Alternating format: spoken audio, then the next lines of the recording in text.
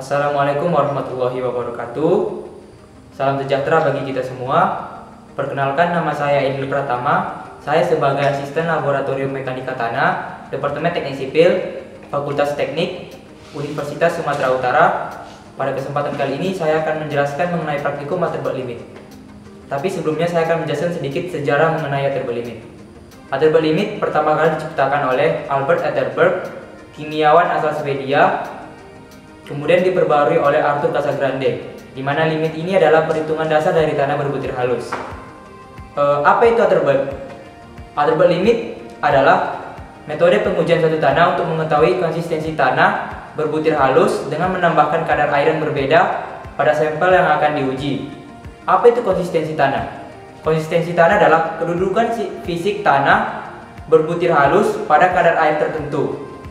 Saya akan menjelaskan gambaran dari konsistensi tanah. Berikut adalah keadaan tanah dalam 4 kondisi. Yang pertama adalah keadaan cair atau liquid, keadaan plastik, keadaan semi plastik, dan keadaan padat atau solid. Di mana keadaan air akan makin tinggi jika menuju kepada keadaan cair.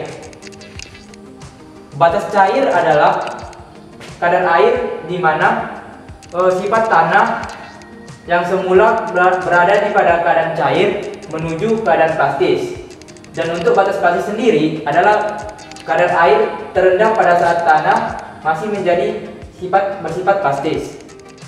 Atterberg limit ini mempunyai 2 metode pengujian. Yang pertama adalah metode pengujian batas plastis tanah, dan yang kedua adalah metode pengujian batas cair tanah yang mengacu pada SNI 1966 tahun 2008 untuk metode pengujian batas plastis tanah, dan mengacu pada SNI 1967 tahun 2008 mengenai metode pengujian batas cair tanah. Tujuan dari Atterberg itu sendiri adalah untuk menentukan batas cair, batas plastis, dan indeks plastisitas suatu tanah. Indeks plastisitas suatu tanah biasanya digunakan sebagai bahan syarat pemeriksaan sampel yang akan digunakan sebagai bahan pembuatan jalan raya. Yang pertama adalah pengujian batas cair tanah. Batas cair tanah adalah keadaan di mana kondisi tanah yang semula bersifat cair menuju keadaan plastis. Atau seperti yang saya gambarkan ini. Batas cair adalah kadar air di mana diperlukan 25 kali pukulan untuk mengetahui tepi dasar suatu tanah yang terpisah sehingga bertemu sepanjang lebih kurang 1,25 cm. Yang pertama adalah tujuan percobaan. Tujuan percobaan ini adalah untuk menentukan kadar air dengan keadaan batas cairnya. Yang kedua adalah benda uji. Benda uji yang kita pakai ada 2 syarat. Yang pertama adalah benda uji yang tidak mengandung batu dan butirannya lebih kecil dari diameter 0,59 mm atau lolos saringan nomor 40. Dan benda uji kedua adalah benda uji yang mengandung batu dan butirannya lebih besar dari diameter 0,59 mm atau tidak lolos saringan nomor 40. Maka benda uji tersebut akan dikeringkan dan kemudian disaring kembali menggunakan saringan nomor 40. Selanjutnya adalah prosedur percobaan. Pertama, ambil benda uji kira-kira 500 gram, diambil dari contoh tanah disturb, kemudian diletakkan di atas plat kaca. Yang kedua, dengan menggunakan spatula, benda uji tersebut diaduk dengan menambahkan air suling sedikit demi sedikit hingga menjadi campuran yang merata atau homogen. Yang ketiga, setelah menjadi campuran yang merata, benda uji tersebut diambil sebagian kemudian dimasukkan ke dalam cawan Casagrande dan diratakan permukaannya menggunakan scrub secara horizontal, dan pastikan bahwa ketebalan dari benda uji yang paling tebal adalah sebesar 1 cm.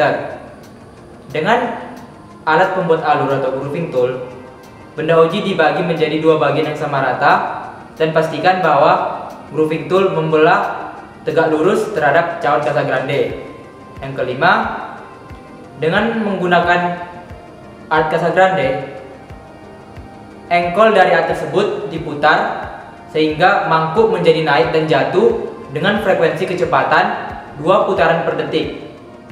Setelah itu, pemutaran dilakukan sampai dasar benda uji yang dipisahkan oleh alat grooving tool bertemu kembali sepanjang lebih kurang 1,25 cm. Selama pelaksanaan kegiatan di atas, jumlah pukulan perketukan dari nilai tanah dipisahkan sampai bertemu kembali dihitung dan dicatat. Setelah kadar tersebut telah tercapai, maka putaran perketukan dihentikan dan sebagian benda uji diambil untuk diperiksa kadar airnya. Pekerjaan dari poin 2 ke poin 6 dilakukan beberapa kali sampai didapat 2 sampel di atas pukulan 25 dan 2 sampel di bawah pukulan 25.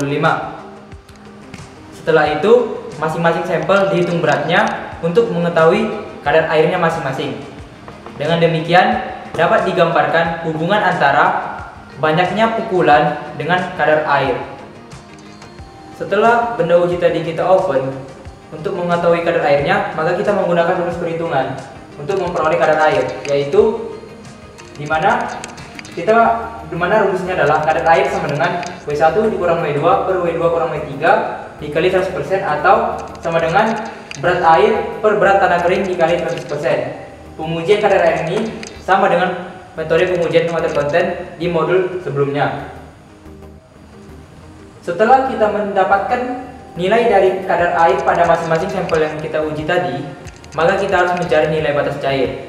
Nilai batas cair merupakan besaran dari kadar air saat 25 pukulan pada pengujian batas cair tanah.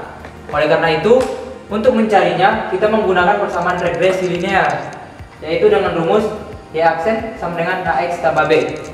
Setelah kita mendapatkan nilai kadar air pada pukulan 25, maka dapat kita tentukan berapa batas cairnya. Yang kedua adalah pemeriksaan batas plastis. Batas plastis adalah keadaan di mana tanah memiliki kadar air yang minimum dan di mana tanah tersebut masih bersifat elastis. Benda uji yang digunakan sama dengan benda uji yang digunakan pada pengujian sebelumnya, yaitu batas cair tanah. Selanjutnya adalah prosedur percobaan. Terdapat 2 metode percobaan untuk menentukan batas plastis tanah. Yang pertama menggunakan tangan dan yang kedua menggunakan alat giling sebagai alternatif prosedur. Kita menggunakan metode menggunakan tangan. Yang pertama, ambil benda uji, kemudian letakkan di tempat kaca, aduk menggunakan air suling sedikit demi sedikit hingga menjadi campuran yang merata atau homogen. Yang kedua, ambil benda uji kira-kira 8 gram, kemudian bentuk seperti bola, lalu dengan menggunakan telapak tangan, kita lakukan pengguliran di atas plat kaca sebanyak 80-90 guliran per menit. Selanjutnya, setelah itu pengguliran dilakukan hingga benda uji mencapai diameter 3 mm. Apabila benda uji tidak sampai diameter 3 mm tapi telah terjadi retakan, maka benda uji disatukan kembali dan diberikan air suling sedikit demi sedikit hingga merata dan kemudian dilakukan pengujian kembali. Dan apabila benda uji mencapai diameter 3 mm tetapi tidak terdapat retakan, maka benda uji dibiarkan hingga kadar airnya berkurang sedikit demi sedikit. Pengguliran selesai apabila benda uji mencapai diameter 3 mm dan terdapat retakan. Setelah itu benda uji ditimbang, dimasukkan ke dalam krus, ditimbang dan dihitung kadar airnya. Setelah nilai batas cair dan batas plastis tanah tersebut telah kita ketahui, maka kita dapat menentukan nilai indeks plastisitas, di mana indeks plastisitas sama dengan batas cair dikurang batas plastis.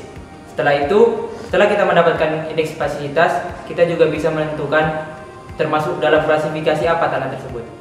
Demikianlah praktikum yang dapat saya sampaikan. Apabila ada kesalahan kata, saya minta maaf. Assalamualaikum warahmatullahi wabarakatuh.